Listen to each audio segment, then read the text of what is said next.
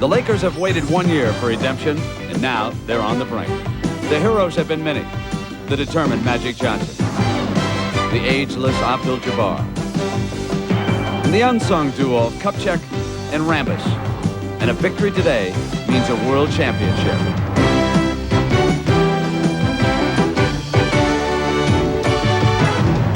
This championship series has been a classic heavyweight battle.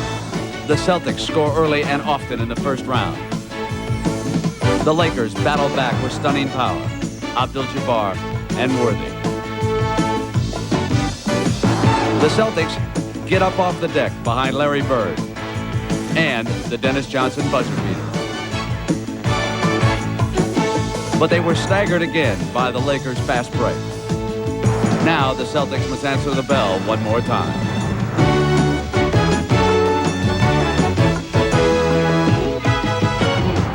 The World Championship, round 6. Kareem, Bird, McHale, and Magic. The stars are ready.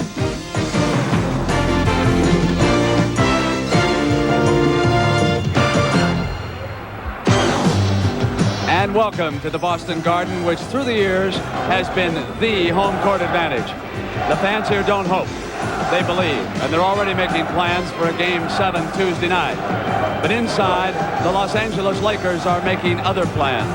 A victory parade back on the West Coast. And Kareem Abdul-Jabbar would be the parade marshal. In Game 1, he looked like the oldest player in the league, but since then, he's been gulping at the fountain of youth. And this afternoon, he can taste the champagne. It's Game 6, and the Lakers are just one victory away from a world championship and ending one of the longest jinxes in the history of professional sport. Good afternoon, everybody, and welcome. I'm Brent Musburger. As you know, the Lakers are 0-8 in championship play against the Boston Celtics. Today, they hope they can do something about it. But no team throughout the history of any sport has ever been tougher at home when it counted than the Boston Celtics. For more on that, let's go down now to Dick Stockton. Dick? Thank you very much, Brent. Larry Bird put it best. He said if the crowd can get us through Game 6, the players will take care of Game 7. Keep in mind, with the 15 world championships that the Celtics have, they have been beaten only once in a world championship series, and that was on a visiting court in St. Louis 27 years ago. It could happen again today. But the Celtics also know that they have trailed 3 games to 2 on 2 other occasions, both against the Lakers, and both times the Celtics have come back to win. So somehow, history favors the Boston Celtics, but today the Lakers will try to defy history. My partner, of course, is Tommy Heinsohn. How do you look at Game 6, Tommy? Well, Dick, fatigue will be a problem for the Boston Celtics. The Celtics remind me of a car with 4 worn-down tires and no spare. The mechanic has just told them they better rotate those tires for more life before they face a blowout. They're coming up against a dragster, fully ready to pull a throttle full out. I think it's the Celtics have to use their bench a lot more, and also Larry Bird has to start off very hot. The Lakers need to keep the pace at a fever pitch and also to get those defensive rebounds to get the fast break started. We have had the chance of beat LA, and right now the crowd is silent, waiting for the introduction to the starting lineup, and for that, let's join Andrew Jick. Good afternoon, ladies and gentlemen, and welcome to the Boston Garden for game number 6 of the NBA World Championship Series between the Los Angeles Lakers and the Boston Celtics. Now, let's meet today's starters for the Lakers.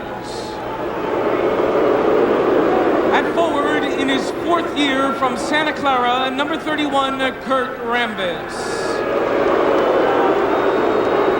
At forward, in his 3rd year from North Carolina, number 42, James Worthy. At guard, in his 2nd year from Arizona State, number 4, Byron Scott. At guard, in his 6th year from Michigan State, number 32, Magic Johnson. At center, in his 16th year from UCLA, number 33, Kareem Abdul-Jabbar. And the head coach for the Los Angeles Lakers is Pat Riley. Now, let's meet the starters for the defending world champions of the Boston Celtics.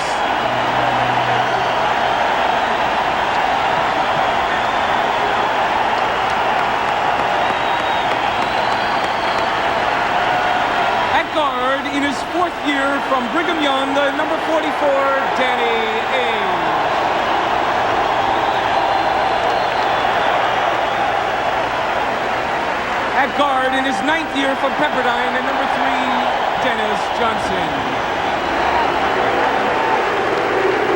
At center in his 9th year from Centenary, number 00, Robert Parrish. At forward in his 5th year from Minnesota, number 32, Kevin McHale. And at forward in his 6th year from Indiana State, number 33, Larry Bird. And the head coach for the Boston Celtics is K.C. Jones. So the stage is set, and the officials working today are Earl Strom and Hugh Evans. Jess Kersey will be the alternate. I happen to see Pat Riley sitting alone in a room off of the Lakers dressing room before the game, and he said, I think our time has come. And the Lakers, Tommy, were loose before the game as they warmed up, and this is an opportunity that they have that could be history-making for them. It certainly will be. I think the game really hinges on whose bench plays the best. This is less than a 48-hour turnaround, and I think it's really going to test the stamina of the Celtics, who have used far fewer players, averaging 5 minutes less from their bench players.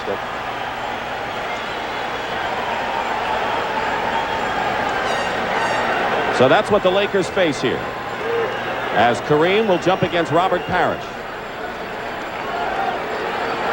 The parquet floor has been magic to the Celtics over the years.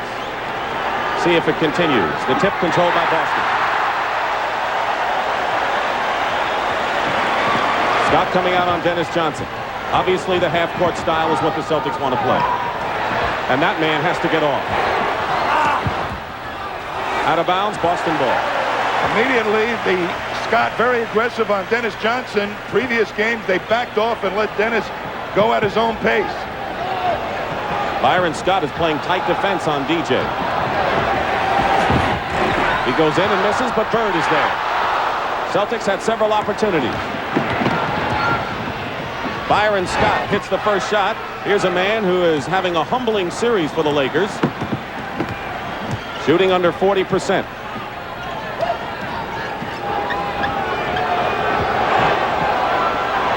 Worthy is on Bird, double teaming with Magic Johnson.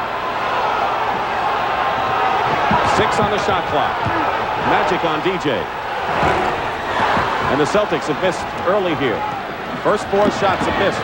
Byron Scott takes it 1 out of 2, and that was in and out. That was on the mark, though. But the Lakers really ready to pace the game. Bird.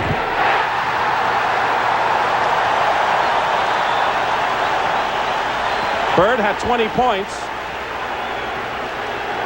18 in the second half of Game 5. I get him into the game early, and he's liable not to shut down the whole game. What a pass. Magic Johnson on a tough baseline bounce pass to Kurt Rambis coming in on the weak side. Celtics defense gambles off Rambis. He'll be open an awful lot. Working against Worthy. Bird. 4-2 in favor of the Lakers. Trying to keep the running game in progress. That's the way they play it. Worthy. Fall away.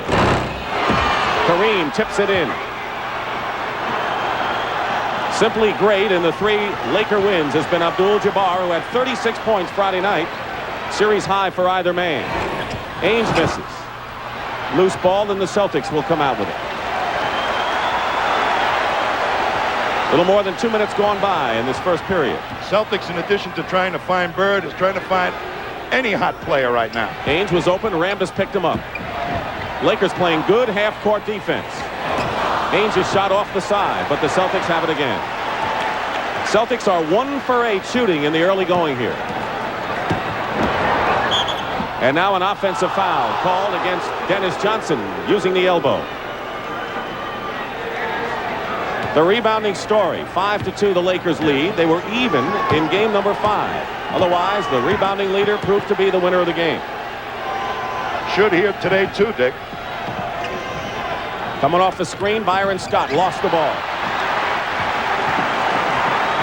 6-2, low scoring for the early moments. Bird was thinking of 3. Dennis Johnson thinking of a foul, and he gets it. The foul is on Kareem. That was a successful tactic when the Celtics last won. Dennis Johnson driving to the hoop, so it looks like the Celtics going back to it. Dennis Johnson will go to the free throw line.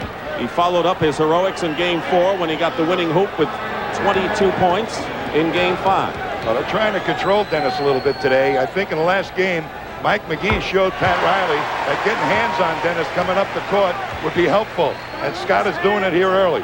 Don't be surprised if we see Mike McGee make an early appearance in this game, and maybe Pat Riley really try to get his Greyhounds in the game to open it up. It's 6-4 now, and nearly 3 minutes gone by in this game. Kareem doubled with Ainge and Parrish. And a whistle. It'll be a Celtic foul. Both teams are playing tenacious half-court defense. That's on Parrish. Boston off the mark early. 1 for 8. Magic Johnson. That's not his favorite shot, as you might imagine. McHale.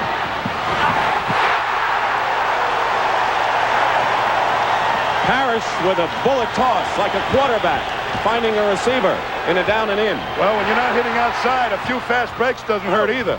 And Magic Johnson goes baseline to get his first basket. So 4 of the 5 Lakers have one basket. Worthy hasn't scored, and it's 8-6 in favor of L.A. Bird taking it inside.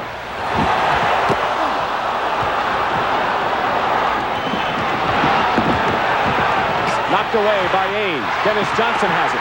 3-on-1 for the Celtics. 3-on-2.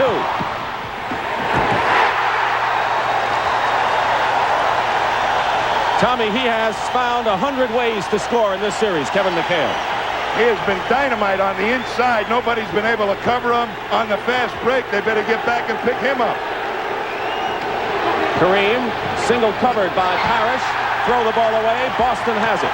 And now Earl Strom at the other way says it was tipped by a Celtic.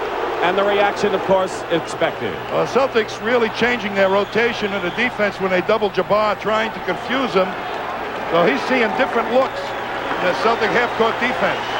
High score. Good pass here by Parrish. We're going to see McHale ready to take off. And when you're up that high on the defense, take off and look at that beautiful bullet pass to McHale. And when he gets up, he can sky and put it in himself. The Celtics trying to break that outside shooting poorness by getting easy hoops on the fast break. Parrish needs a big game. They need a Game 1 performance, the Celtics do, from Robert Parrish when he ran Kareem from end to end and had a solid game. He had a bruised right buttock in game number 2, but played 41 and 44 minutes the last 2 games. He's had to play a lot of minutes in this series. That's probably the biggest problem for the Celtics. McHale and Parrish playing all those minutes.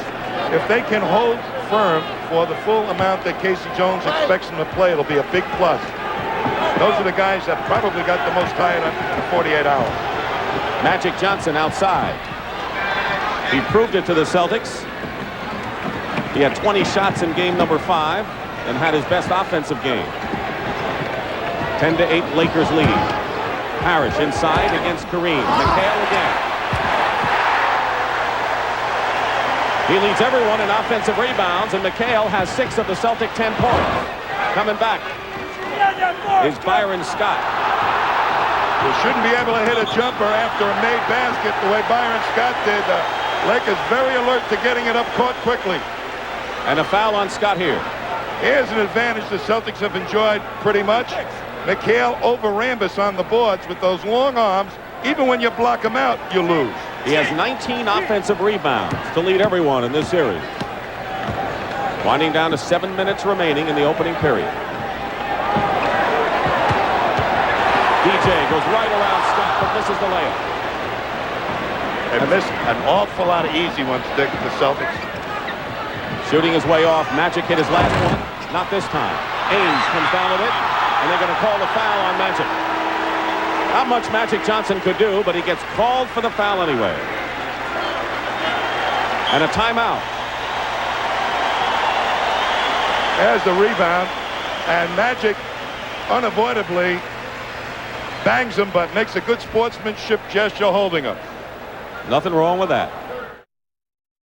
Game 6 of the NBA World Championship Series. The Lakers lead 3-2. They know they have a game here today, and Tuesday night, if necessary, Game 7. Pat Riley's team would like to wrap it up.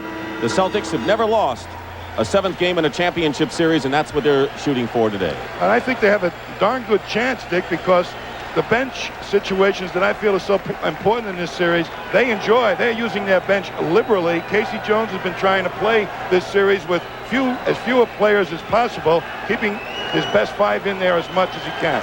The key word for Boston is patience on offense, and for the Lakers, blocking out on defense. The Celtics already have 4 offensive rebounds.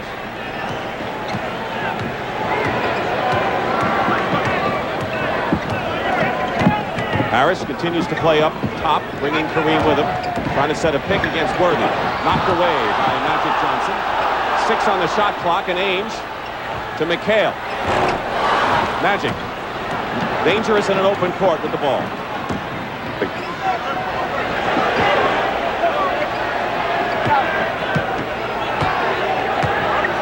Normally Worthy and Kareem in the half-court offense for the Lakers.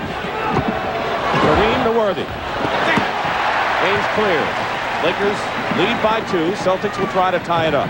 And that was an easy one Worthy missed. Ainge does it. We have our 5th tie of the ball game. Under 6 minutes to go in the first period. They are giving Magic the outside shot. Rambis takes it. Rare for him, and he hits. He has been the unnoticed hero and had 9 rebounds in game number 5. The Celtics struggling and the Lakers shooting well. And if he hits that outside shot, Dick, that's really going to foul up the Celtics defense. Well, he hit 1. Got to hit more than 1 to make a pattern, but he did that. That is Johnson on a return from Bird. The Celtics just can't find the hoop close in. Ainge picks off the ball. Into Parrish. And the Celtics can't get anything.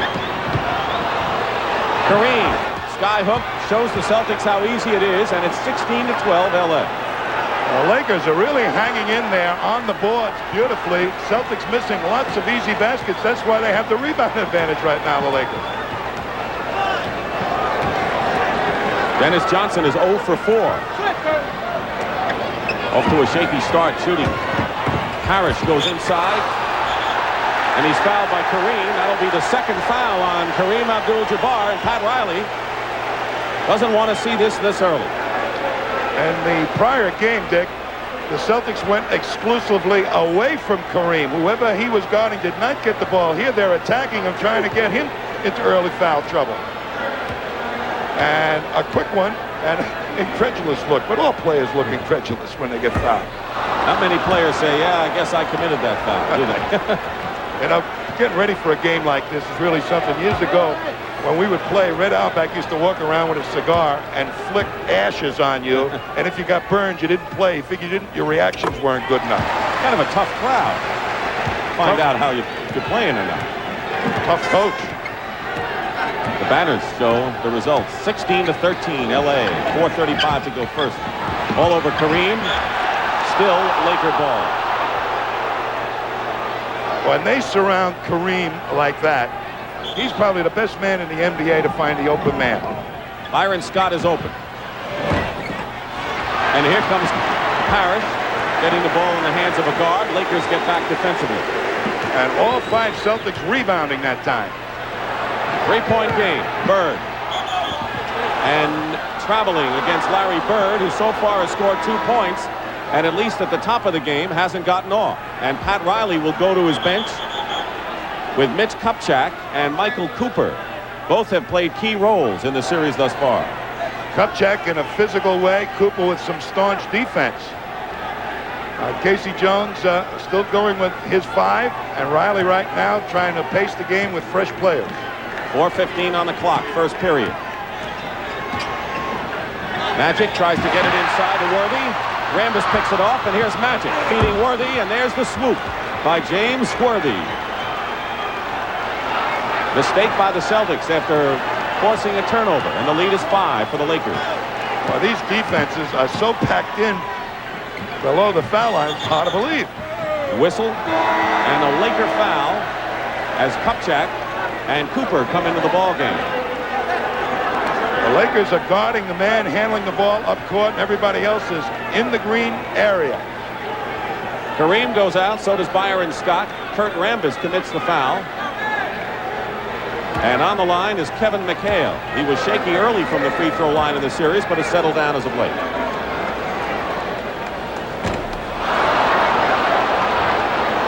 I'm sure everybody in the Boston Garden is saying, why are they missing all these shots early?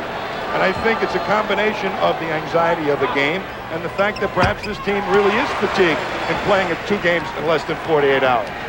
Well, even though they've been missing early, they're only down by 4, and that's a plus for the Celtics. When you're shooting less than 40% and you're down by 4, that's good. Worthy hits from the baseline. So James Worthy now has 4 points. In fact, all 5 Lakers starters have scored 4. Haynes misses. Worthy, the defensive rebound. 3-on-2 Lakers. Kupchak goes in and fouled by Danny Ainge. That was a good foul by Ainge. Kupchak had him beaten. Shades of last year. Don't let anybody get an easy layup. Bob McAdoo comes in the ball game. He was 0 for 5 in the last game, and he's had hot and cold games, and really most of them have been cold. And it's very important for McAdoo personally to do well in these playoffs because he's been a rumor of a lot of trade talk. This man really set a tempo for this ball club by way of being physical in that second ball game when they won. He showed the way for the rest of them and gave the Lakers a new macho image. He has seen important minutes both as a backup for Kareem and as a power forward. Physical presence is counted. 1 of 2 for Mitch Kupchak. 3:20 to go in the first period. Celtics are shooting only 2 of 9 from outside. You know, when you do get tired, the outside shooting is really from your legs. Parrish inside. And if your legs are tired, you're going to be off in your outside shooting. A delay of the game warning to Boston. That's one way to slow up the Laker fast break, isn't it? When they try to rip it out of the net quickly, Boston tipping it away, the referee's alert to that. That's an old cheating trick. 3 minutes to go, first period. Lakers by 5. 21-16. Kupchak trying to post up. Harris gets a hand on it. Not a good pass back to Magic Johnson, who misses the shot.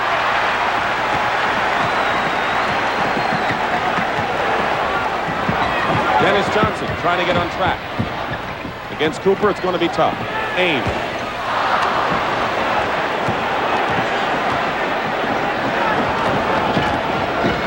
Less than 2.5 to go in the first period. Kupchak has his shot blocked inside by McHale and Parrish. And now the Celtics have it again to try and cut it to 3. McHale banks it in beautifully.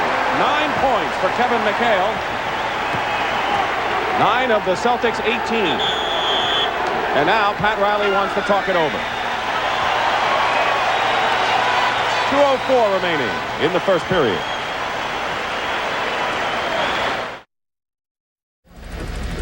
A beautiful look of downtown Boston, the Charles River with the boats and the skyscraper aspect of one of the more beautiful cities in America, in the Northeast. And we're here at Boston Garden. We're a capacity crowd watching Game 6.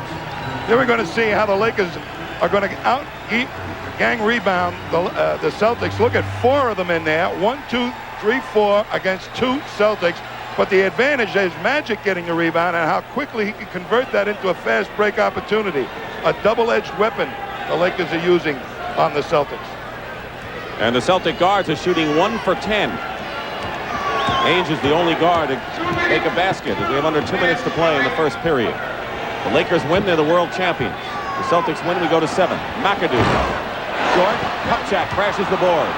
That was really an aggressive rebound. He should have been blocked out. Worthy hits from outside for 6 points in the game. Keep in mind, Worthy coming off a 33-point effort on 13 of 17 from the field. Cooper's going to take Dennis Johnson's outside shot away from him just by that tactic of hawking him. Double on Parrish. Foul inside. Kupchak is a bull in this series. Here's why. This is the type of thing coaches dream of. Watch Kupchak now inside. It goes through, but he's ever ready to block somebody, put him on his back, and come up with the rebound. He's charging to the boards.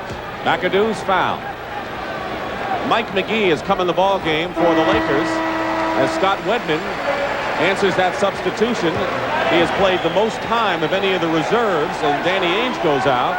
But right now, Tommy, with McAdoo, Cooper, McGee, and Worthy, no secret what the Lakers Greyhounds are out to do here. They're trying to really put the pace to him right now, and with Wedman in the backcourt, they might succeed. So time remaining in the first period. 23-20 the Lakers. Against Bird, McAdoo goes inside. Lost control. No basket. He caught his own pass, which you can't do. McAdoo went up and caught his own pass. Turns it over to the Celtics.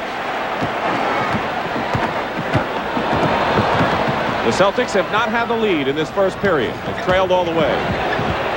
Parrish over McAdoo. Tough shot. That was a tough shot. Well, they'll take advantage of McAdoo, the Celtics, in the low post. Cooper. And McHale can give the Celtics their first lead, but throws it away.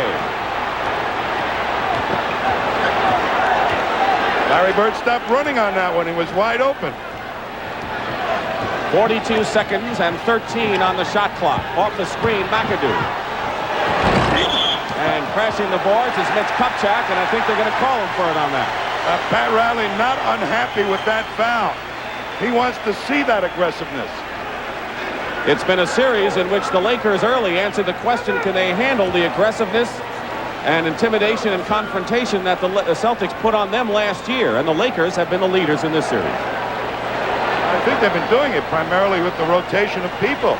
They got more people to play, more fouls to use. Celtics trying to play fewer people. They're worried about their big guys getting in foul trouble. They changed the call to McGee of the personal foul. Both Kupchak and McGee were underneath. And McHale now has 10 points and an early appearance for Greg Kite, who's the only healthy big man the Celtics have off the bench. I'll tell you, Greg Kite will play probably 36 seconds, really. Just long enough for Parrish to take a timeout here and around the quarter timeout. And Casey Jones using those to give Parrish an extra blow. That's how you cheat for minutes to give a guy a rest. The Celtics are on a 10-2 run right now and have their first lead of the ball game. 24-23. It doesn't last long as Worthy comes back.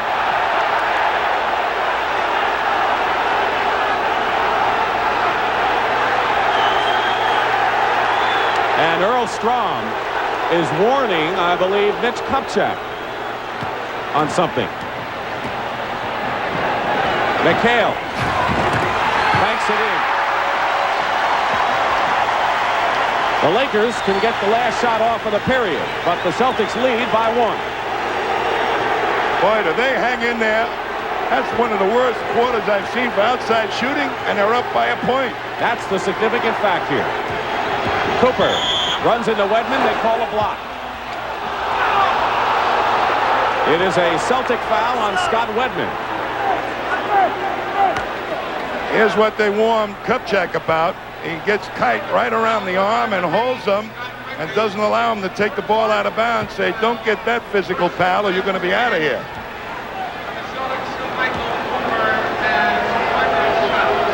Cooper. The basket was good. So the Lakers are up now by 2 points. Dennis Johnson winds up on the seat of his pants on the sideline as the buzzer goes off. So the basket counted, and Wedman had committed the foul. And that is the end of the first period, with the Lakers leading the Celtics by 2 in a grueling first period of action. The Lakers have a first period lead, but the Boston Celtics can't feel all too bad when you consider that they're shooting 36%, and their best outside shooters, Bird, Dennis Johnson, and Danny Ainge, are 2 for 16 from the field. 8 for 10 from the line kept the Celtics going, but their outside shooters are ice cold right now in Boston. And that's hurt them a great deal, the Celtics, but the Lakers have paced the game just the way they wanted it. Still have the Greyhounds, although Kareem has come in the ball game now. McAdoo and Kareem. Mike McGee throws up an air ball, claims he was fouled. Celtics looking to tie it up and force the 6th tie of the game. 9 on the shot clock. Cooper is just not letting Dennis Johnson get anything going. 3 on the clock. Wedman, known for his outside shooting, hits right there. Celtics found one man now. When he hits that first outside shot, it's tough to shut him down. 61% from the field is Scott Wedman in the series. Kareem with Kite and Wedman all over him as Parrish continues to rest. Cooper throws up a wild shot, and the Celtics can take a lead of 2 here. I tell you, Kite is really being physical on Jabbar, laying his body on him. Dennis Johnson misses again, and he is 0 for 6. But Greg Kite hustles, gets the ball into the wrong hands, and it's 3-on-2 for the Lakers. McAdoo goes in, no foul. Good defense by Bird and Dennis Johnson right there. And the crowd lets them know it. Bird on a runner. Wanted a foul, too. Worthy inside of McGee, and a foul. Pushed. Good pass by James Worthy. And here comes Robert Parrish, and Greg Kite gave him a good breather. I tell you, just a couple of leans on Kareem can be meaningful. Parrish reluctant to do it because he doesn't want to pick up fouls, but it could have an effect. The other thing I just noticed is Larry Bird is not really getting up on his shots the way he normally does. He didn't get the ball much in the first half, and he said so. They just didn't find me in the offensive pattern in the last game. Last game, that's right. But he's trying to make it happen here today, but his rhythm is really out of whack. Well, 90% of the players in the league perhaps wish they could play like Larry Bird when he's hurt, huh? I think he's just played so hard for so long this season. He's just feeling the effect of it now. McGee misses both. So the Celtics are not hurt.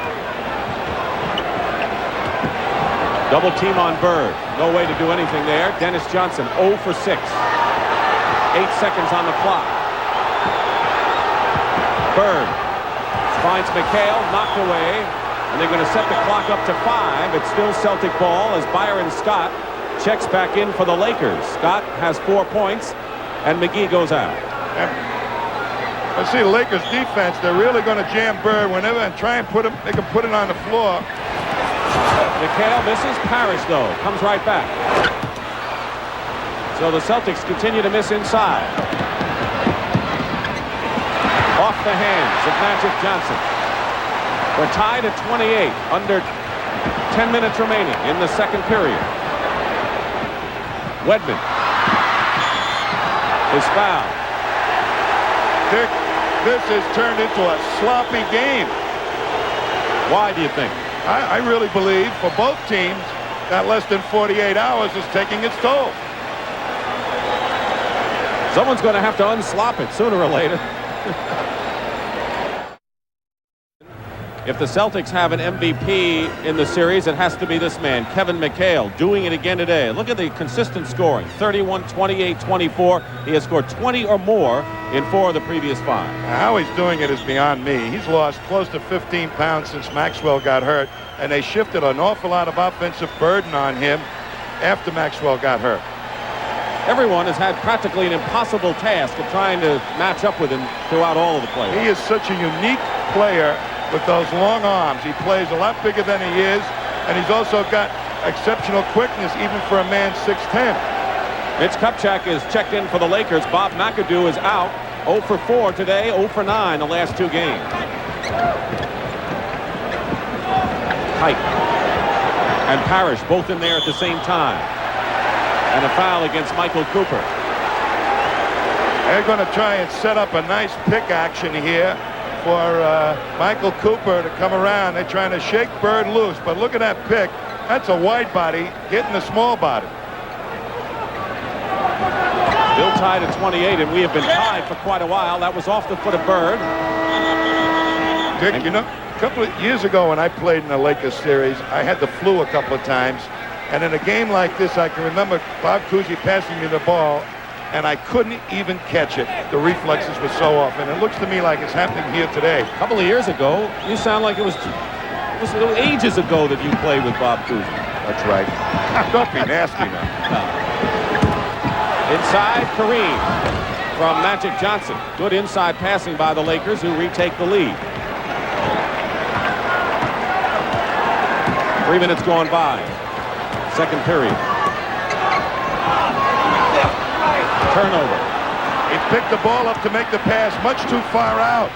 Kupchak. This is the jumper. Loose ball. Lakers. Scott finds a ball. That Kupchak dive sure was inspirational to his team. They're not giving up today, no question.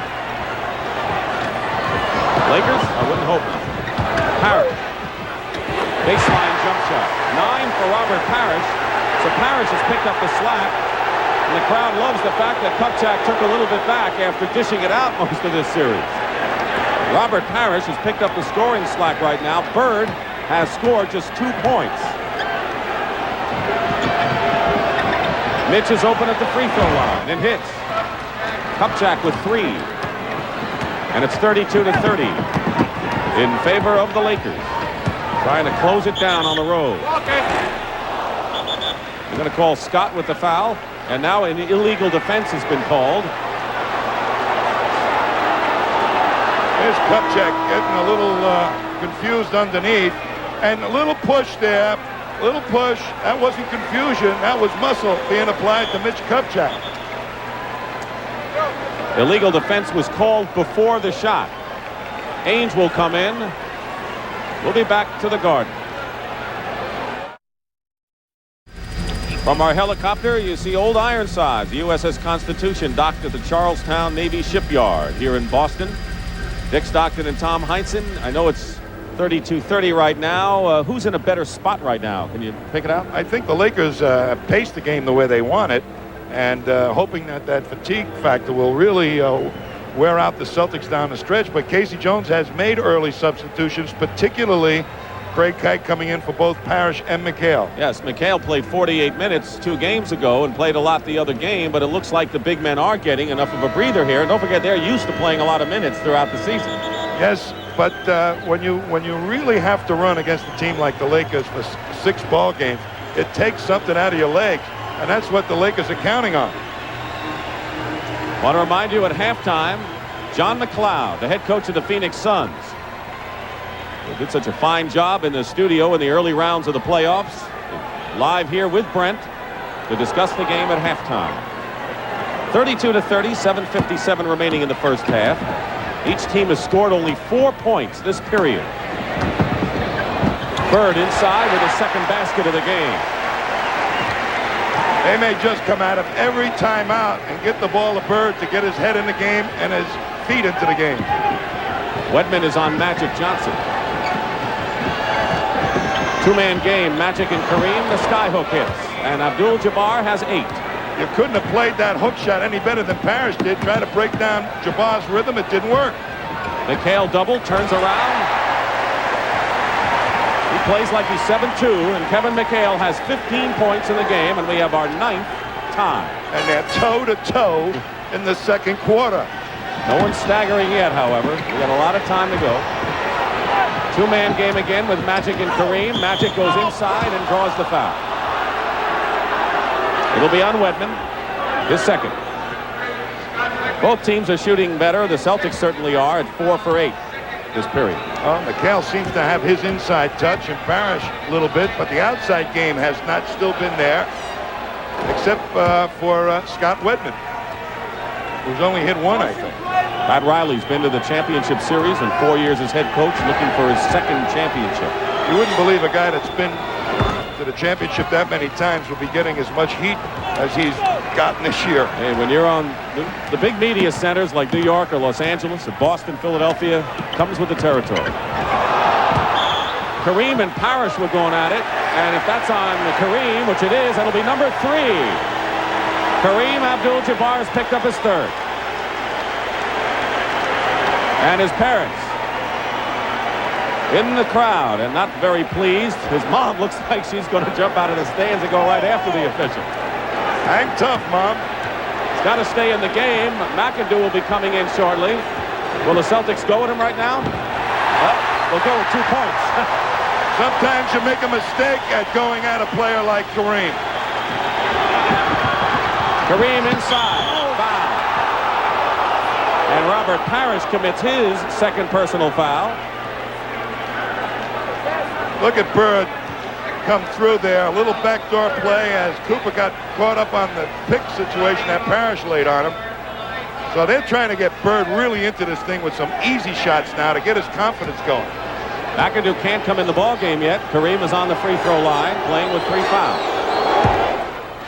Going for his 10th point right here. That's really a commitment by Pat Riley not to give him a minute or two out of the ball game right now so he doesn't get a tie at third. What is it? 4. 4. 1 out of 2 for Kareem. Lakers by 1, and the Celtics, who have had a 1-point lead on 2 occasions, trying to forge in front once more. Ainge finds Bird.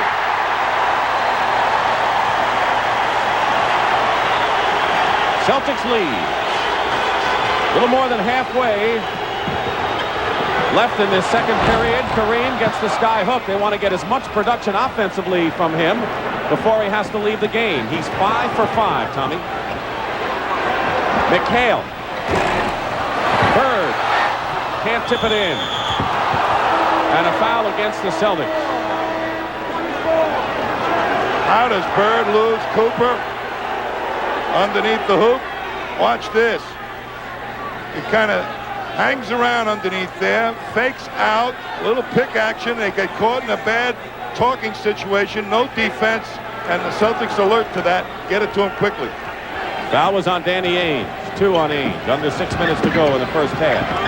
Magic and Worthy, and pushing is Kevin McHale. First foul on Kevin McHale.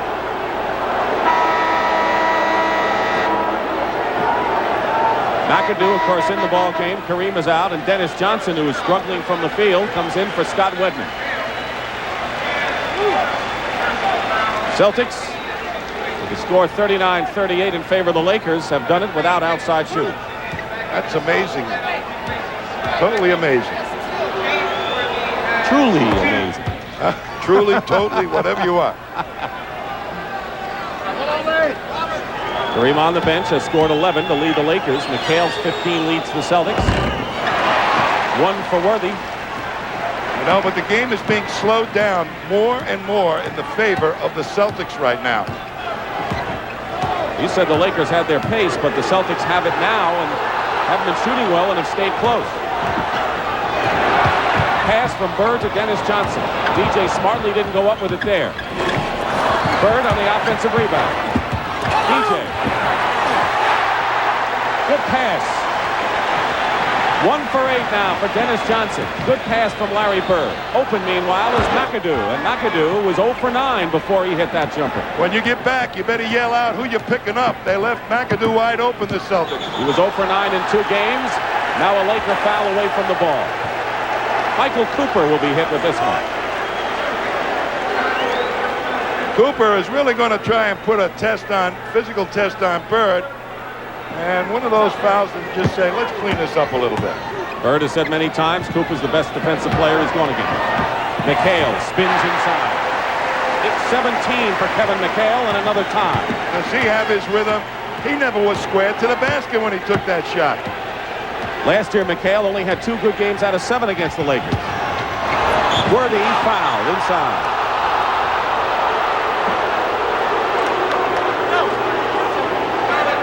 Foul is on McHale, his second, as you look at the Laker bench, and they don't get off the pine too often in this series.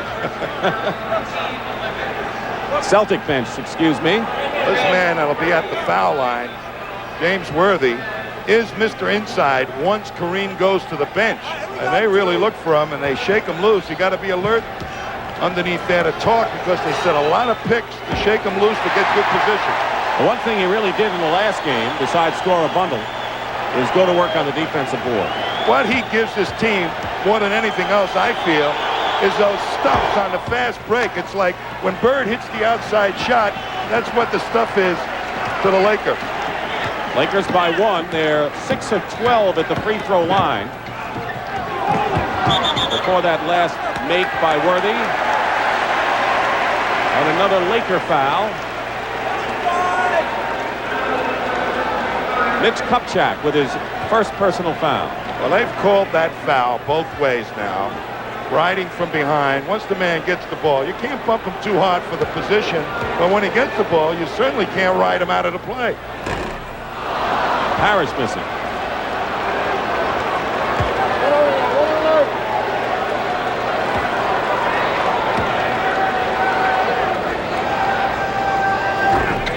Four and a half to play in the first half of a tight game. Biggest lead, Lakers had a 7-point lead. We've had 13 ties. Magic being pressured a bit by Ainge in the backcourt. McAdoo. Out of bounds, Celtics ball. McAdoo is not hitting the wide open shot. That's his baby usually. And now it's getting testy inside, and the Lakers' smiles have disappeared. They're called for another foul, and it's Kupchak's second. Timeout. There's Kupchak just moving him out of the way, and McHale very smartly says he's doing it again. They're calling it close here in Game 6.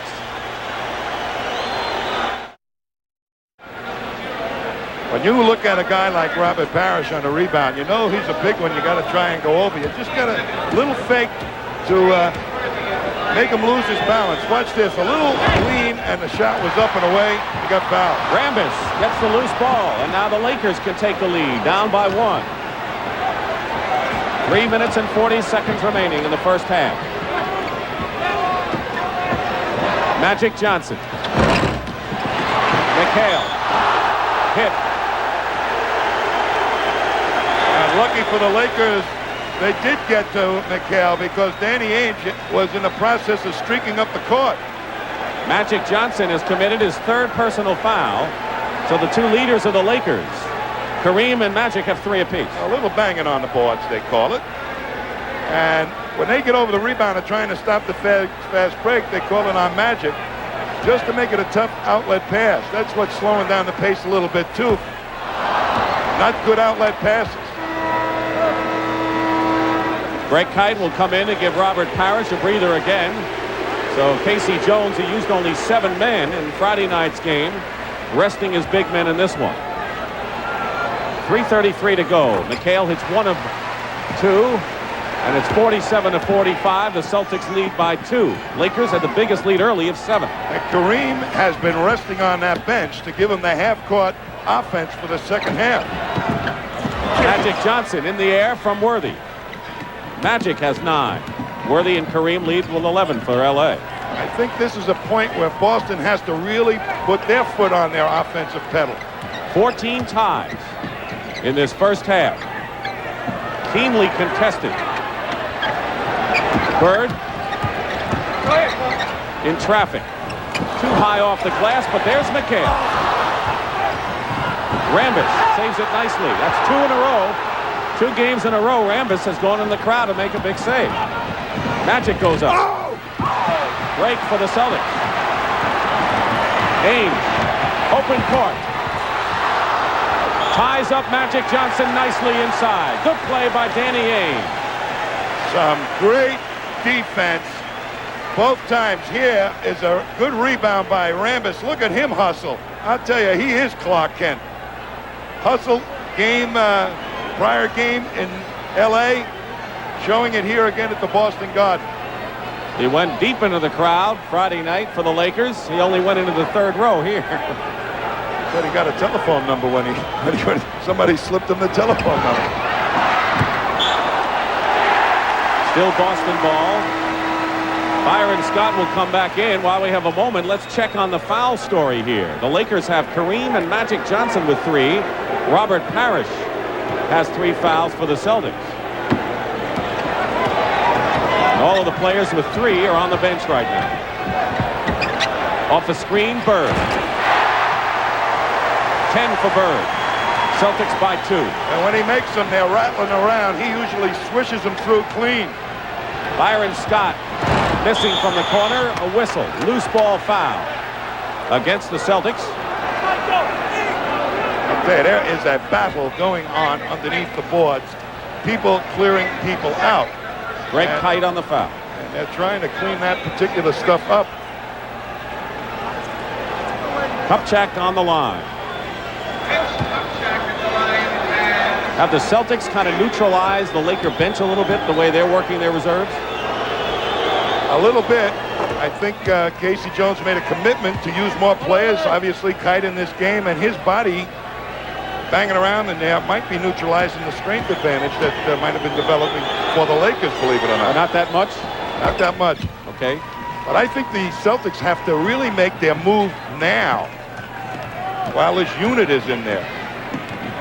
Against, you know, without Kareem being in there, Dick. And Magic, yeah. Maybe they heard you. Bird from Ames, 51-49, and the Lakers keep coming back and staying in there. Of course, the Celtics know that in a close game, they would figure to have an edge down the stretch in the fourth period if it stays this way. It's been their style. 5 on the shot clock. Against McHale, Worthy has to put up outside, and he does. 13 for James Worthy. Great shot by Worthy. That ought to set up 2 or 3 drives down the middle later on. He's hit his last 6 shots. And another tie of 16 in his first half. 125 remaining. Dennis Johnson. Celtics again by 2. 20-second timeout called by Pat Riley and the Lakers. Just stay close has to be the Celtic motto, wouldn't you think? And the Lakers, though, know that they've got a run in them. They always seem to have one run somewhere in the game. It happened in the second period of the last game, third period of the previous. I tell you, right now, we're looking at this situation. Yeah. Well, the Celtics have come from behind 3 games to 2 on 2 occasions, and have come back and beaten the Lakers. But I'll say one thing. The last time was 69. I don't think any of these players really remember that series. They were at least in grammar school. And people make a big deal about that. And really nothing as far as they're concerned. They want their history buried. It's what have we done lately in their minds. But it still exists in the books, and that's what the Lakers are trying to overcome here. The Lakers are weathering a storm right now. Bird is on McAdoo. 10 on the shot clock. Worthy. He's been dangerous all game. He has 15 points now. 7 in the second period. Had 8 in the first. Under a minute. You see when he hits that jump shot, how it opens up the inside move for the drive? Bird. Arcing shot. Kite tips it in. Ray Kite on a big tip in. And once again, the Celtics lead by 2. Every time the Lakers tie it up, the Celtics take the lead, and so it goes. 35 seconds remaining now in the first half. Worthy finally misses. He hits 7 in a row. 19 on the shot clock. There's a 4-second differential between the game clock and the shot clock. Celtics can have their biggest lead if they get a basket here. Bird, Dennis Johnson, and a loose ball foul against DJ, who might have been pushing off. That's the call. Bird still having difficulty, however, with his outside shot. He's having difficulty even when he's wide open and can get the shot off. That time he was under a little bit of pressure by Worthy. So with 7 seconds to go, the Lakers will be shooting to try to tie it up for the 18th time, and Michael Cooper will be at the line. Lakers have to be happy right now, potentially coming out of this half with a tie score. And I don't think the Celtics will be shaking their heads either. But I think the advantage turns to the Lakers because they've had Magic Johnson and Kareem on that bench an awful long time, and that fatigue that we were talking about should not affect those 2 players down the stretch. Another tie. Celtics try to get off the last shot. Dennis Johnson, 3 seconds to go, puts it up. And nothing going. And that is the end of the first half. We started at 0-0, and we're even at halftime. 55 all. We're tied at halftime, 55 all in the second period. The widest margin for either team was 3 points. Let's take a look at some important statistics. The Celtics, despite 42% from the field, are still tied in the game. Rebounding has told the tale in virtually every game, and the Celtics have a substantial 9 rebound edge. But this may be the most important thing as far as the bench is concerned. The minutes and the points. And Tommy Heinsohn, I know that John McLeod thinks that the pace favors the Boston Celtics, which it does because it's a half-court game largely and a close game which favors them. But what about that last statistic about the bench? Well, that factor, the Lakers using those people, plus the fouls that Kareem and Magic enjoyed or got on them, allowed them to sit on the bench and rest up to really run their half-court. They're going to have fresher players running their half-court offense in the second half than the Celtics will. The early moments of this third period, are they going to be significant? Yes, it was like the last ball game. Can the Lakers pick the pace up, blow by the Celtics? They did it last ball game. We're underway in the third period. Into Kareem, who has 3 fouls. Scores the first points. And the Lakers regain the lead. We have 18 ties in this ball game. McHale and Worthy are the leading scorers. That was the case. So Kareem got hot late in game 5. Parrish gets a second chance and scores. Even layups are not going in easy for the Celtics. Rambis. Well, with Worthy, Kareem, Scott and Magic Johnson. 2 for 2 for Kareem coming out.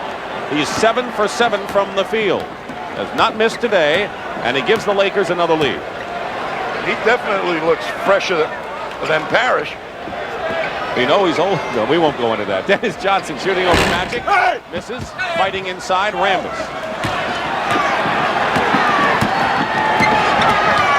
Magic Johnson weaving his way. Scott shooting 38% from the field. 2 for 6 in this game. So his slump continues. Worthy hits outside. 17 for James Worthy. 4-point lead for the Lakers. Well, the Lakers did not come out and put those feet to work early here. McHale driving on the baseline, comes back with his 23rd point of the ball game. He also has 10 rebounds, and what else is new for Boston? Scott, fake on Dennis Johnson. Hits his first attempt of the third period. I think he's solved a bad habit, going right up with the shot. And now a little up fake is freeing him for better shots. Bird goes inside and brings the Celtics to within 2. 2 minutes going by, third period. Cale has to honor Worthy's outside shooting. Now they go into Kareem. Double, man open, Magic, loose ball. Worthy's free. Worthy hits another one from outside. Got to play him tight. They went to double Kareem. That left him open. That's a tough man to leave open. Into McHale, doubled by Rambis and Worthy. Johnson sees an opening. Feeds Parrish. Didn't have control of the ball. And it's still Celtics ball. Byron Scott took a layup away from Robert Parrish. So with 9:27 remaining in the third period, the Lakers have come out to break the tie to the tune of a 4-point lead. One of the oldest sections in Boston, Beacon Hill. And just to the right of Beacon Hill, you will see the Golden Dome Tower of the State House. The state capitol is here in Boston, as politics is a major pastime in Boston, Massachusetts. And James Michael Curley. They have a statue of him downtown. The man from the last hurrah. Well, if the votes were taken in here, everyone says beat LA. But the crowd largely has been silent so far in the third period. Well, the Lakers came out. They didn't blow by the Celtics like I'm sure Pat Riley would have wanted them to do, but they've executed their half-court offense beautifully. And Worthy, the youngest real player, a significant player, is performing beautifully. No fatigue in him. Worthy has been red hot the last 2 games. We'll show you how hot he's been shooting-wise in a moment. Dennis Johnson outside. Misses. Rambis clears. Into the hands of Magic Johnson. 9:10 remaining, third period. Scott coming off a screen. Rambis gets the offensive rebound and goes up with it. Now McHale has it. 65-61 in favor of the Lakers. Looking to capture the world title. Deflection. Celtics ball. James Worthy. That's how hot he has been the last 2 games. He's 9 for 12 today. And he's getting an awful lot of help on defense when he goes at Larry Bird. 5 on the shot clock. Celtic guards have been cold. They get it into Larry Bird, who arcs it in. 16 for Bird, and it's a 2-point game once more.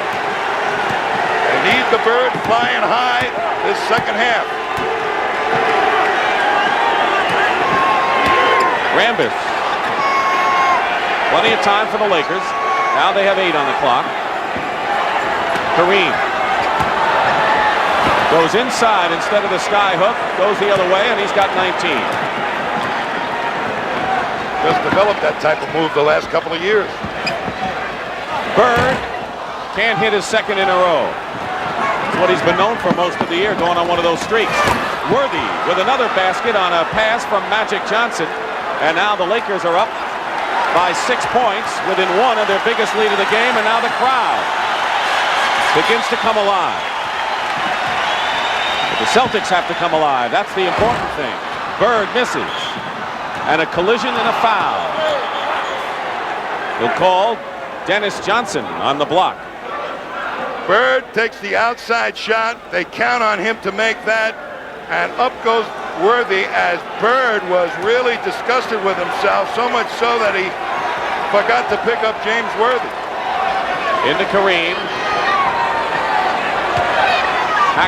Pecking away at Kareem. Misses the fall away. Magic got inside and a foul on the Celtics, but Tommy with Rambis and that time Magic Johnson, the Lakers are really getting in on the offensive boards on the Celtics. Magic Johnson, at his size, has always been a good rebounding guard, probably the best in the NBA, and he's taken to use a good advantage that situation. Well, the crowd started to get back in, but the Celtics are going to have to really get them back in by hitting their shots. Lakers in control with 6-point lead now. 7:15 to go in the third. Magic Johnson from the corner. Celtic guards are 3 for 19 in the game. Harris. And the Lakers limit the Celtics to 1 shot. It's a gang rebounding, Dick. Can open up their biggest lead of the ball game. Byron Scott hits it, and the Lakers are now up by 8 points, 71-63, and Casey Jones wants a timeout. Lakers have outscored the Celtics 16-8 and have opened up their biggest lead of the ball game with that much time remaining in the third period. It's been awfully close here at the Garden. Keep in mind, history could be made for the Lakers, who have dropped the 8 previous playoff championship battles against the Celtics. The last one, of course, last year when the Celtics won in 7. Do you see fatigue taking a toll on the Celtics right now, Tommy? Absolutely, Dick. Not really pushing the ball up when they've had the opportunities, and it's a matter of willpower right now, the thing that Pat Riley talked about. And here's the crowd at Boston Garden trying to provide the will for the Celtics to win. This is home court advantage.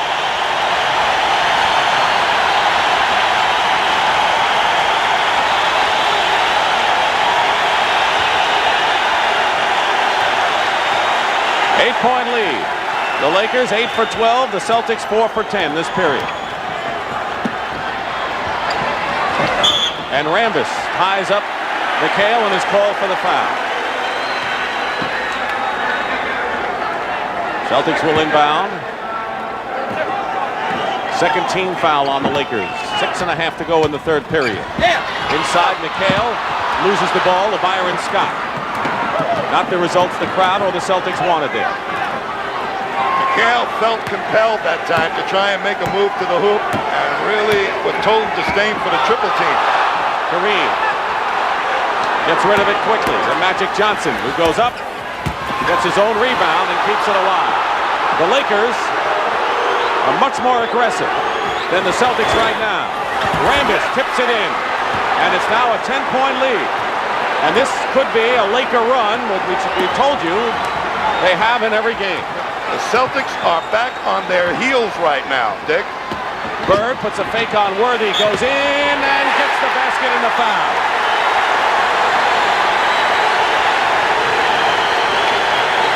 And Bird must feel it's now or never. He was totally frustrated with his outside shooting, so he does this. Little up fake and takes it strong to the hoop. That's the way to get yourself going again. Make a shot in close. Magic Johnson committed his 4th personal foul, but Bird can't hit the free throw, and it's down to 8 points. Stays at 8. 5:35 to go in the 3rd period.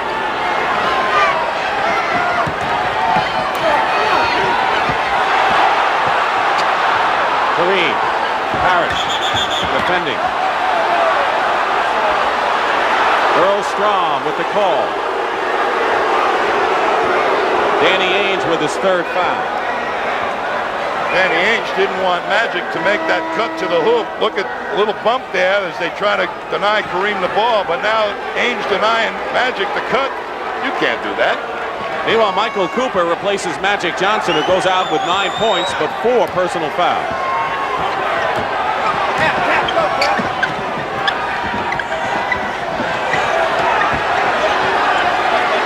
Cooper. Kareem. Cooper at 22 points in game 2, and he's made that shot throughout this series. People say he can't shoot that shot from outside, some coaches. He showed me he can, and then some. Lead is 10. We have under 5 minutes to go in the 3rd period. Dennis Johnson comes back and hits a big shot. But the Lakers are up by 8, and that's how they've outscored the Celtics this period.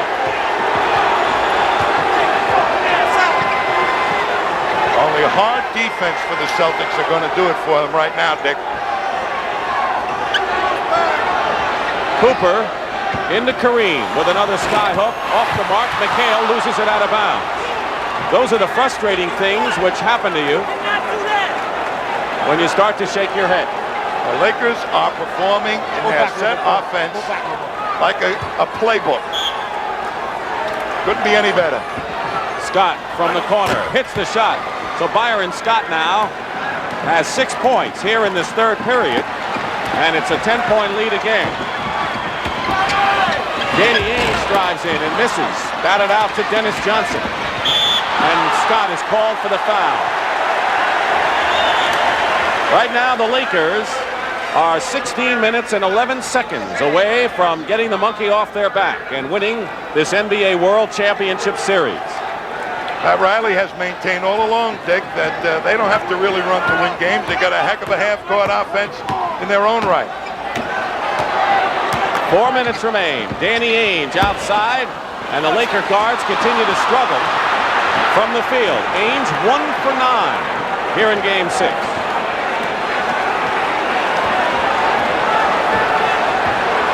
The lead is 10.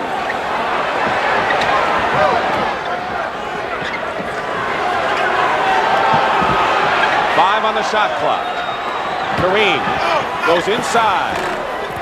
Twice he's done that, and Abdul-Jabbar has 19 points in the game. And now a 12-point lead for the Lakers. Slowly and inexorably raising it up. McHale comes back to stem the tie, but it's a 10-point lead. 3:15 in the 3rd. The Lakers are picking them apart like a surgeon. And playing the half-court game well. Parrish knocks it away. Dennis Johnson saves it, and a loose ball foul will be called against Michael Cooper. Good save, though, by Dennis Johnson. DJ trying to provide some inspiration with that one into the crowd. That's called hustle. Coaches love it, of course.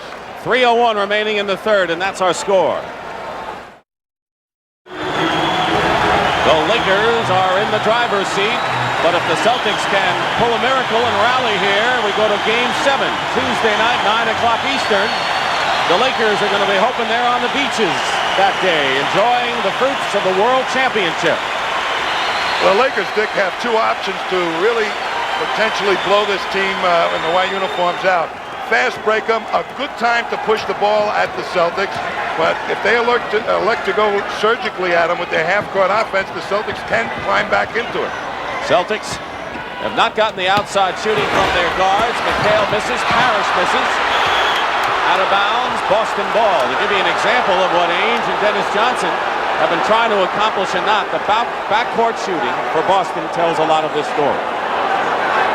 Celtics have used only 7 men again in this 6th game, just as they did in Game 5. Your legs get tired, the outside shot disappears. Bird off the mark. McHale, offensive rebound, comes back. He's a machine out there. He's got 27, Kevin McHale. When you keep front rimming all those outside shots, that means you're not getting enough leg into it. Kupchak getting set to come in for the Lakers. Bird. Scrap time for the Celtics. Let's see how the Lakers can respond. They have the lead and they're in the driver's seat. Ainge.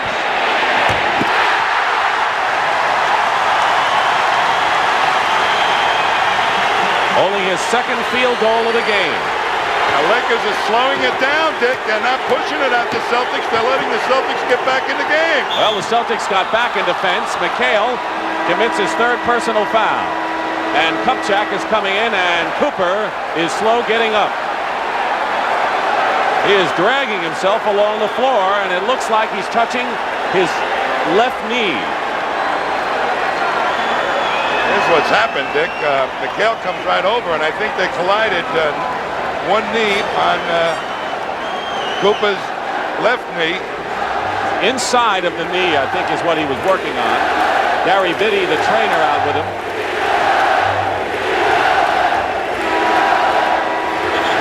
And he is hurting. All right, when he goes down for a 2nd time, they don't want to have to call a 2nd timeout to get him off the court. So in comes Mike McGee right now to pick him up. Larry Spriggs to help, and they're going to carry Michael Cooper off.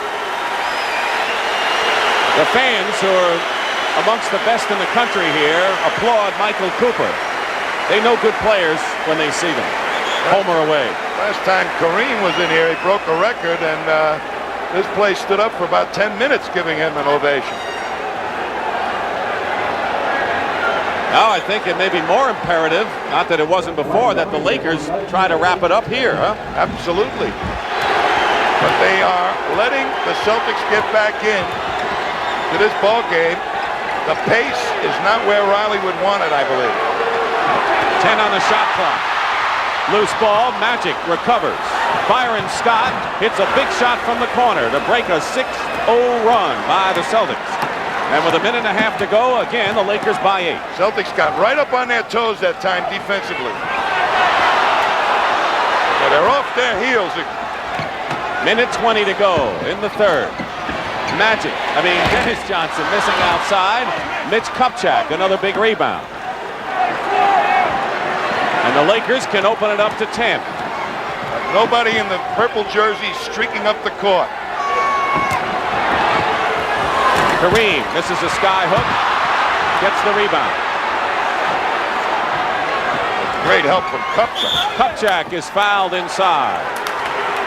You know who's been a big factor for the Lakers in this 3rd period, maybe the unlikeliest guy of all, is Byron Scott, who has been slumping. Scott has hit 4 of his 5 shots here in the 3rd period. He changed what he was doing, a little up fake, and then he drive by and get himself an open shot. He got his confidence, and he's wide open now. And going to be shooting more before this thing's over. Scott Wedman replaces Dennis Johnson, and Bob McAdoo gives Kareem a rest. Kareem goes out. He has scored 19, and Kupchak played a big role. He's got to feel so good inside, contributing, when even Pat Riley didn't think he was ever going to play again. Collectively, the Celtics right now are trying to really push themselves. It's really a psychological situation developing here. If Riley can push the ball, the Lakers can push the ball by them, it'll really dramatically affect the morale of the Celtics. Kupchak, of course, with that terrible knee injury. 1 out of 2 for Mitch. 9-point lead for the Lakers. We were tied at halftime. Parrish. Bosch was in good position, couldn't handle it, and now the Lakers come right back. Pushing up or no, the Lakers seem fresh and in control of this ball game with 12 on the shot clock.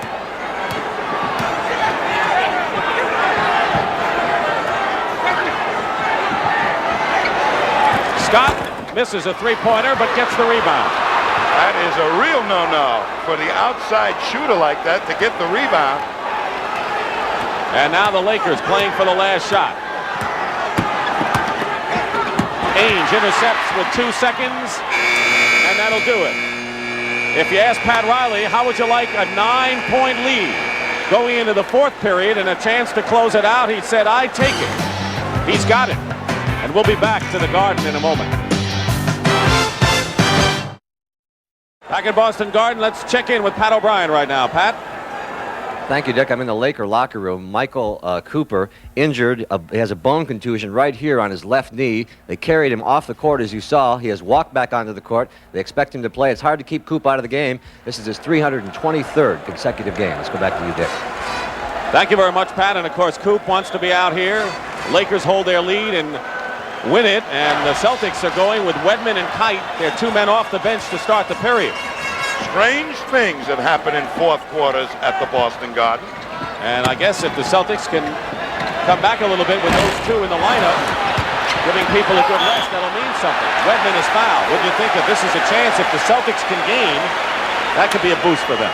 With Wedman and Kite in there and rebounding, perhaps giving those fresh legs on the boards, that can help. But somebody's got to hit some shots for the Celtics.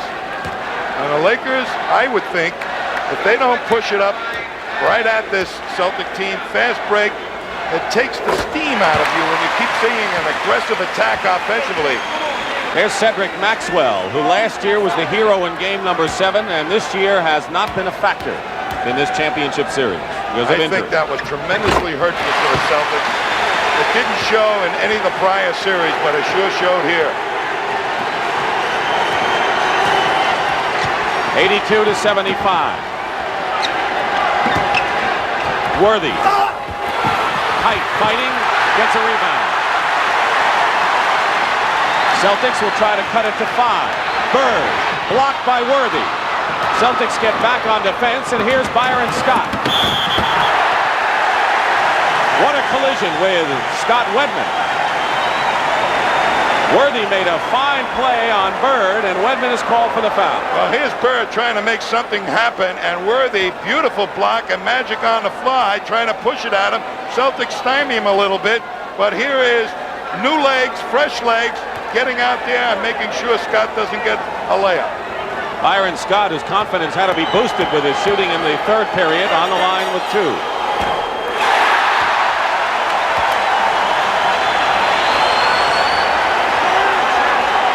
This kid withstood a lot of pressure coming to the Lakers when he's in place of Norm Nixon. And I think he's going to show that he can handle pressure here in this game. Going to try anyway. 82-75, LA. Bird puts a move on James Worthy. And it's a 5-point Laker lead. Magic Johnson in a crowd loses it. Celtics pushing it up with Ainge, who's fouled.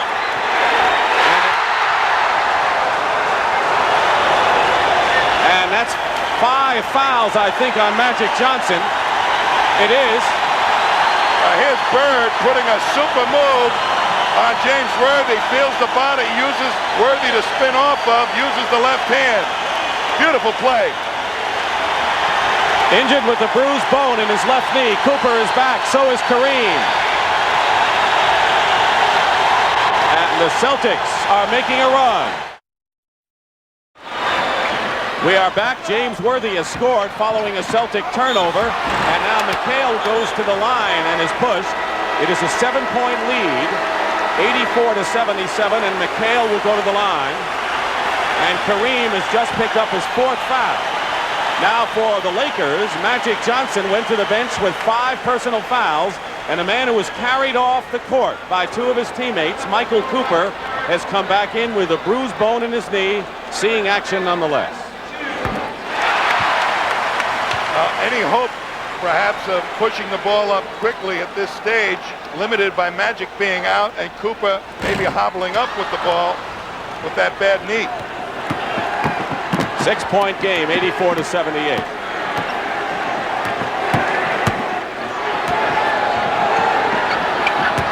Kareem going in strong against Parrish.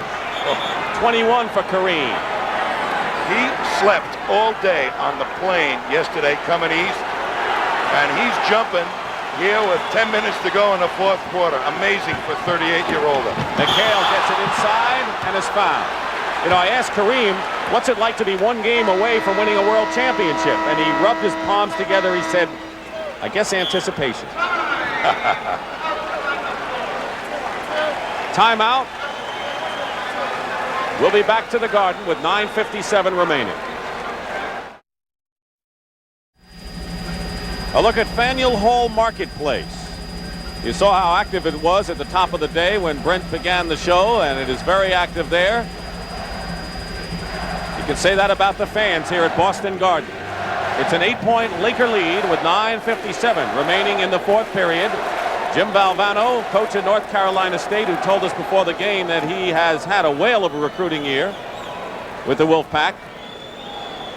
Watching the pros today. Nobody eligible for Jimmy Valvano here, though. Well, Boston has got to come up and really get their best shooter going, which is McHale. But the Lakers will be alert to that. So Danny Ainge, I think, or Bird, or Dennis Johnson will have to hit some either intermediate shots or outside shots. The Lakers are going to go more than likely with their half-court game, Kareem. The sign says Celtic pride, but the Lakers, after 0-8, want to break through, and they can do it here if they hold their lead the rest of this game. Kareem, who has 4 personal fouls and 21 points, doing the job again.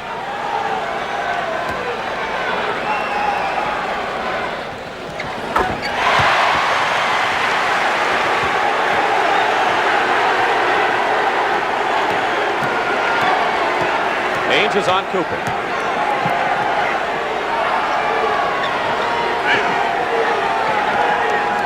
10 on the shot clock. Into Kupchak. McHale blocks it from behind. Loose ball. Ainge has it. Celtics will try to cut it to 4. Ainge low to McHale. Bird can't tip it in, and Scott comes down with it. Celtics had an opportunity there inside and couldn't capitalize. They've missed a ton of easy shots today, the Celtics. Kareem looking for the pass inside. 7 on the shot clock. Dennis Johnson, the turnover. And it was deflected by Scott. No foul. It's Celtics ball. If anything shows how tired you could be, that was Dennis Johnson. He ordinarily would have blown right by Byron Scott that time. Dennis Johnson has McHale for a screen. Uses it. McHale, second chance. 32 for McHale, and the Celtics have it down to 4. McHale's playing a game that'll put his numbers up here in the rafters.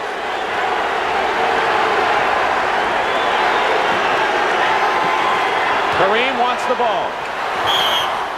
And is fouled. Foul is on Parrish, his 4th. With all the Celtic misses, they have to have plays like this. McHale with those long arms. How many times are you going to say it? But up and in. 32, heading for the rafters. So is 33 out on the West Coast. 33's number will also be hanging in Springfield. Here's Kurt Rambis, who has 10 rebounds in the game. He had 9 in Game 5, and he has been a terrific man off the boards. Kupchak goes out. Remember when Larry Bird said, if the Celtics win in Game 6, he says, I hope we don't suffer a letdown in Game 7. It's a good... Very, very important. That's what happens when you get down into these final games. The emotional swings are dramatic.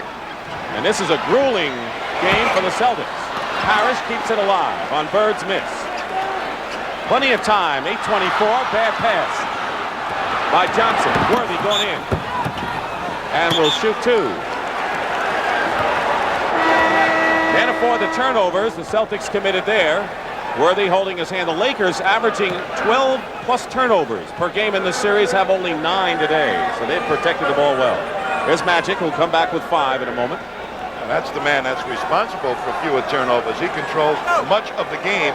The other guy that's done an excellent job passing, Kareem, from the inside center position. It's unusual to have even 12 turnovers for a running team like the Lakers, isn't it? Particularly in a game where you expect a lot of fatigue and fumbling. 8:19 showing on the clock. That's how much time remains for the Lakers to win their 3rd World Championship in 6 years. And we'll be back to Boston Garden shortly. Big things happening in the last 8 minutes of this ball game. Kareem has 12 points this half. Robert Parrish has only 2 and has shown signs of being tired. He hasn't had control of the ball inside in a couple of instances. He missed a couple of wide open layups, and normally when a big guy gets tired, not the outside shot that goes, it's his hands. He can't hold on to the ball. 8-point lead for the Lakers. Magic number for them keeps moving. It's 8-10 now. Parrish working against Kareem. And Worthy clears it. Gang rebounding tactics paying off for the Lakers. Quieting the crowd effectively of the Lakers, who have turned his home court advantage for the Celtics into a tool for them. Rambis on the feed, gets the basket. Boy, are they really played to made adjustments to what the Celtics are doing on defense. They're really penetrating and then kicking it back to a wide open man that can come in for layup. Up to 10 again and a turnover, and Cooper is fouled.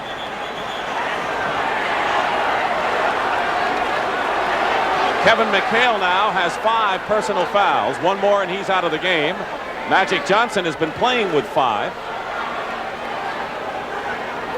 92-82, and already the Lakers have repelled 1 Celtic threat. They got to within 4, and the Lakers have it up to 10 once more. And Pat Riley is seeing things go just about the way he'd like. I think in this series, this ball club of his has shown every aspect of what they're capable of doing. Inside play, fast break, outside shooting, and the Celtics haven't been as diversified. Kareem, this is the sky hook. Parrish the rebound. McHale is free inside. Blocked. And the basket goes off, and there'll be a shooting foul. Good defense one way, and then a foul as Bird shakes his head. What almost was. McHale is wide open, but the determination to win the title right here by James Worthy swats it away, and no luck shooting by Bird. And you see the frustration on his face. He is a winner all the way. Rambis with a foul. You know that frustration of missing that outside shot where he allowed Worthy to make the layup up the other end? That's probably the first unintelligent thing I've ever seen Larry Bird do on the court. He makes both free throws. 8-point game.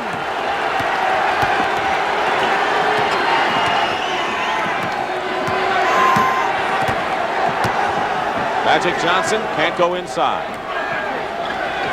Kareem goes after the offensive rebound. Batted away, blocked by Parrish. 3-on-1 for the Celtics. And Larry Bird goes in, and a foul called against the Lakers. Michael Cooper, I think, is on the bottom there. He took a 3-on-1 and blunted it. Great defense by Cooper, and remember, he had that bad knee. Look at this. Spreads out. Could have been called the other way, but Bird will be at the line. Cooper with his 4th foul. Is it hard to make a call against Larry Bird in a situation like this, Tom? Or is that a loaded question? I'm not going to answer that.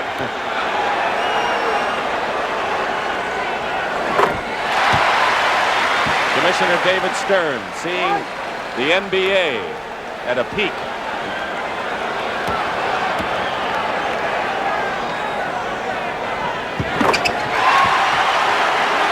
to 86, so it's down to 6 again. Bird, by the way, has 24 points in the game. Hasn't shot well, but he's done the job. Last touched by a Celtic. It'll be Laker ball. The Lakers were all jammed up on the weak side. Kareem couldn't find an open man. I think the Lakers were lucky that time to come away with the ball. They're testing Kareem's passing ability right now, these Celtics.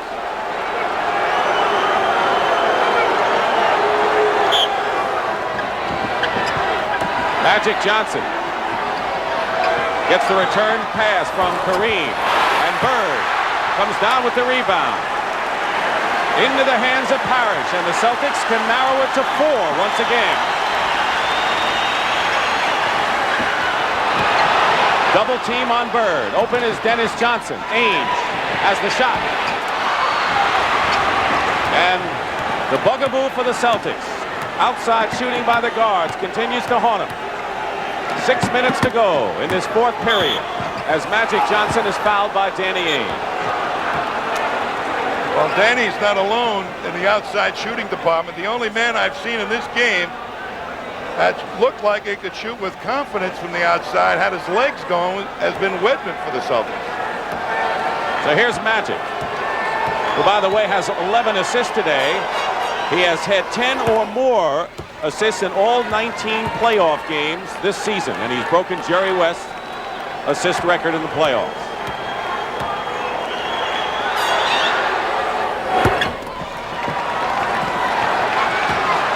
Once again, it's up to 8 for the Lakers. They've been holding their own, and the clock continues to tick off. Celtics are playing tough defense, but their offense is totally broken down. Ainge from the top. Down to 6. The story for the Celtics in the backcourt. 7 for 30 says it all, but they're only down by 6. Lakers have played a very smart game here. They can win the championship with a victory. Rambis draws the foul. That's another smart play. McHale, if that's McHale, he's out. Let's see who they call it on.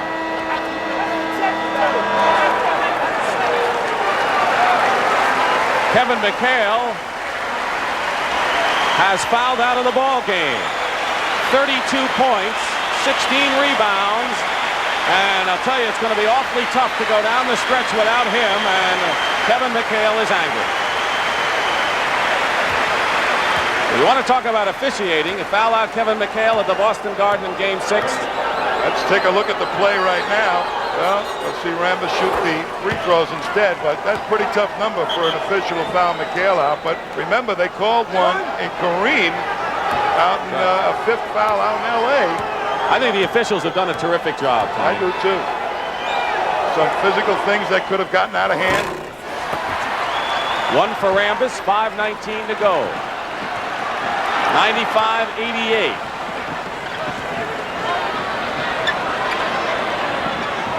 Parrish. On the other side, Bird gets the basket. 5 minutes. He's digging in, Larry Bird. Somebody can hit a couple outside shots for the Celtics. And Bird will foul Michael Cooper, who has had a rough game. Bird's 3rd foul. Cooper will shoot. Look at Larry Bird on the boards against Cooper. Cooper didn't really totally block him out, but he has a size advantage on Cooper. Cooper on the line. This man here, I'll tell you, has changed his role with this Laker ball club so many times. I wonder when he looks in the mirror if he knows who he is. I mean, he was an alley-oop player, then he became an outside shooter, a defensive player. He's been like everything for this team. Backup point guard, defensive stalwart, you name it.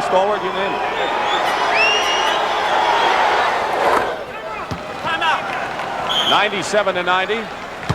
And a timeout called, 4:54 to go.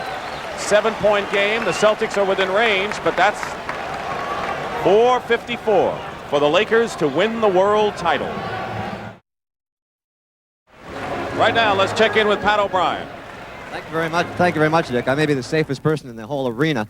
They've had some problems here in the past with people running onto the court following whoever wins a World Championship Series. And so this time they're prepared. They have 105 security people, lots of badges for the media. You cannot get on the court without these badges, and 105 rent-a-cops. Let's go back to you, Dick. And there's some of them in the crowd here, which Kevin McHale can't do it on the court anymore, but he's going to do what he can off the court. 4:54 remaining in the fourth period.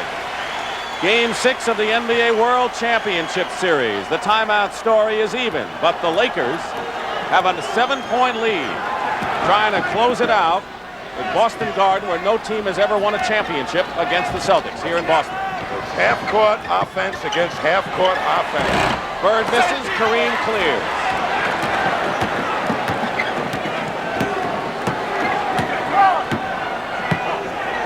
Lakers proved a lot in winning the last game when they had a big lead and the Celtics closed it down several times. Magic goes up and gets the big basket for the Lakers, who are up now by 9.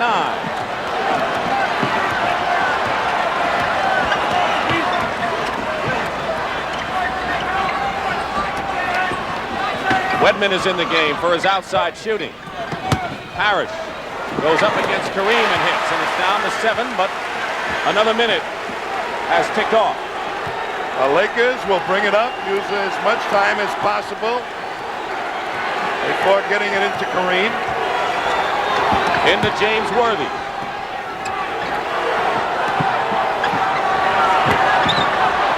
Kareem with a long sky hook. Ainge comes down with it. Bird for 3. Not that time. And a foul goes the other way against the Celtics. McHale reacting from the Boston bench. Casey Jones, who was ejected after receiving 2 quick technicals the other night. And now Danny Ainge has 5 personal fouls, Tommy. That's not to be unexpected, Dick, when they have to play an aggressive game to get back in it. And you're tired. You reach and you grab instead of playing with your feet. Scott hits the first free throw. 100-92 LA. What a smart game these Lakers have played coming back to the Lions' Den at Boston Garden. They were ready. You could tell it on the plane. Leading scorers, Worthy 25, Kareem 23. McHale fouled out with 32 and Larry Bird 26. Just numbers right now. Danny Ainge misses. And the Celtics have not been able to hit from outside. Ainge 3 for 15 outside. 101-92. Magic sees an opening, and the Lakers can smell it right now, and their bench is up. And the Celtics know that the numbers don't lie. Under 3 minutes to play. Ainge feeding Bird, who comes back. 9-point game, 2:48, and Pat Riley calls a smart timeout.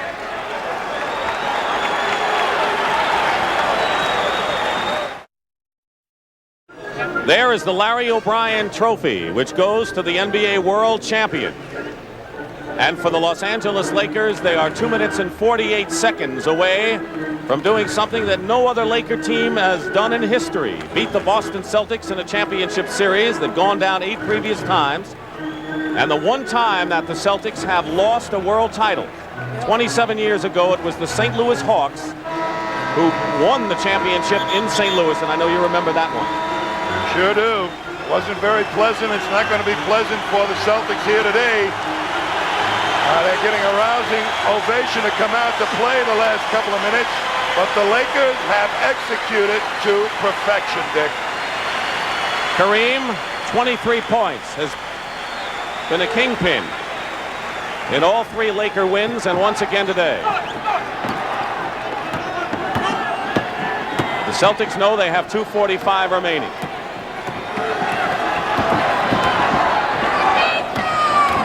Bird picking up Magic.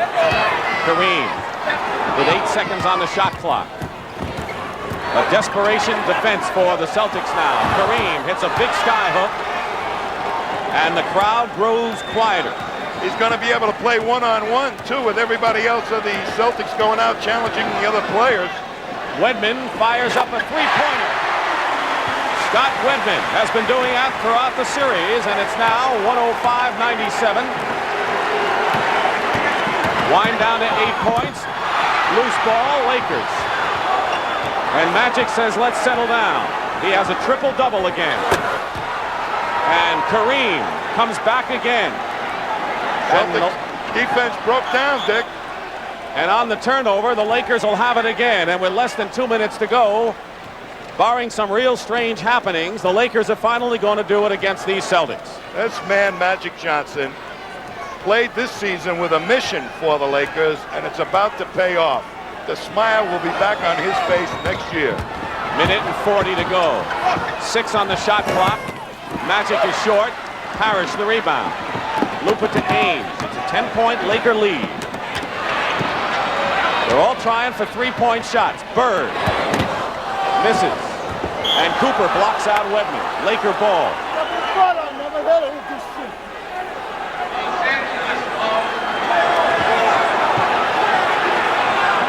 Nothing could be sweeter for Pat Riley and the Lakers to win it here. That's for sure. Magic is hemmed in. Goes around everyone.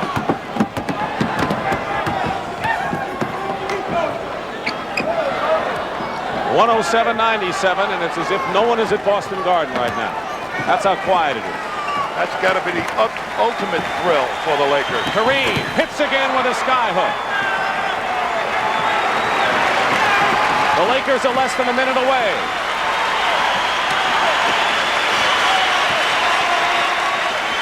Wedman misses. The Lakers could win their third title, Tommy, in 6 years. They have reached the finals in 5 of those 6 years. Not a dynasty, but it's the closest since the Celtics won 11 of 13. Unusual sight. Celtics losing a championship at home. Never happened before. 46 seconds to go.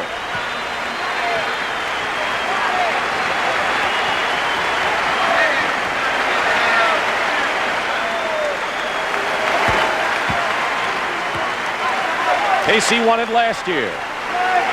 Riley trying for 2 world championships.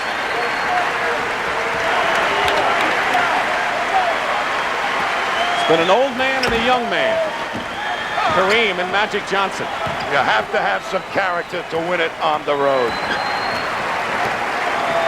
Magic Johnson. He's been with the Lakers 6 years. He's been healthy 5 of them. And every year he's been healthy, Magic Johnson has taken the Lakers to the NBA Finals.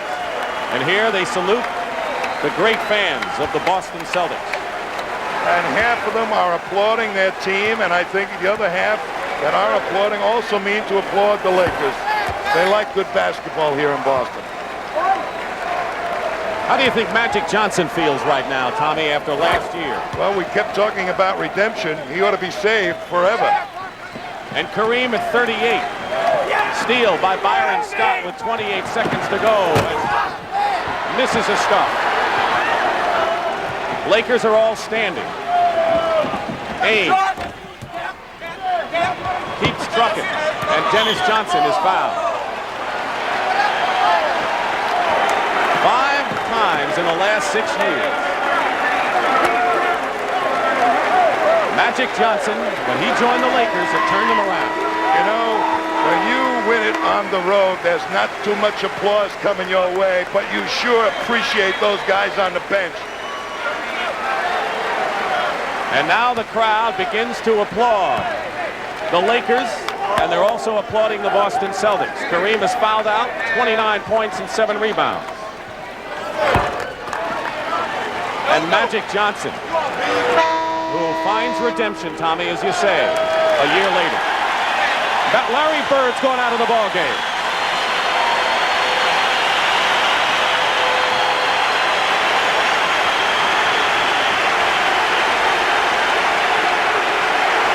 Only he knows how much he's been hurt and how it's affected him. And you know the first thing will be out of his mouth in the locker room to the press? I played terrible. No alibi. Never use the injuries as an excuse. The Lakers are winning it. 3 in 6 years. LA comes to Boston and wins the world title.